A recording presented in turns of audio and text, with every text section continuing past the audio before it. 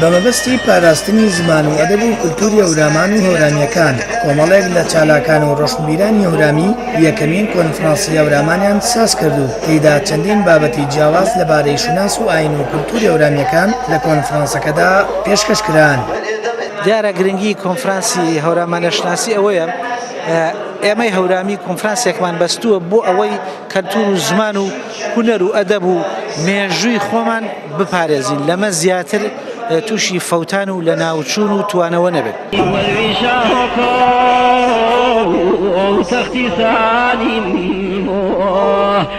لە کۆنفرانسی هەورامان کە تایبەت بە هەورامیەکان ساز کرابوو 12 لێکۆڵینەوە لەبارەی مێژووی هەورامیەکان و زمان و ئاین و هونەر و کولتوری هەورامان و هەورامیەکان لەلایەن شارەزایانەوە پێشکەشکران.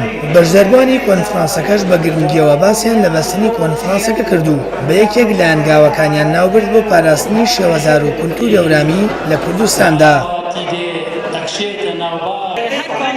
هەر سیمینار هەر کریۆنە گرنگی تایبەتی ویژان ئێمە چێگانێکە پێماوە دوێ ئەوە کۆنفرانسە بەردەوامارە گەرەکمانە هونەر و ئەدەب و کولتور و هۆرامانی دووبارە ئاشناکەرمێ بە جەماوەری بەڕاستی تەماشەکەرمێنێکی ساڵە دماینا هۆرامان وەلا نیریان بەڵام ئێمە کۆمەڵێک کەسی کە خۆبەخشانە گردما بە ڕۆحی هۆرامیانە دەسما بە هەرمانێکە دەم پێبەستە کۆنفرانسی زوانی هەورامی و کولتور و هەورامانی هەم جەلا هەورامیەکاوە وێ ماوە کارش سەرمەکەرمێ هەم بە جۆرە جۆرەکە جەلایانی حکوومەتیوەکە چی هەرێمەنێ معنیە بە هەرمانکردەی سەر و کولتورەکە و خزمەتکردەی بە کولتورەکە ئێمە هەوڵی مەیمێجا چی کۆنفرانسۆ ئەنجومەنێ پێی هەورامانی وەشکەرمەیی ئەنجومەنەکە تاو وەڵامدەرەوە و خواست و هەورامیەکە بۆ کارکەر و سەر و کولتورەکەی بە شێوەیە گشتی.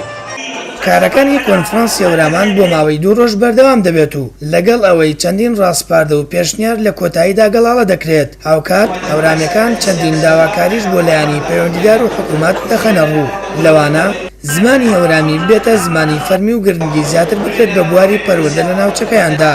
هاوکات کردنەوەی میدیایەکی تایبەت بە هەورامیەکان کە تاکو ئێستا کەناڵی تایبەت بە خۆیان نییە. سامان فتاح، کەناڵی ئاسمانی پەیام، هەڵەبجە.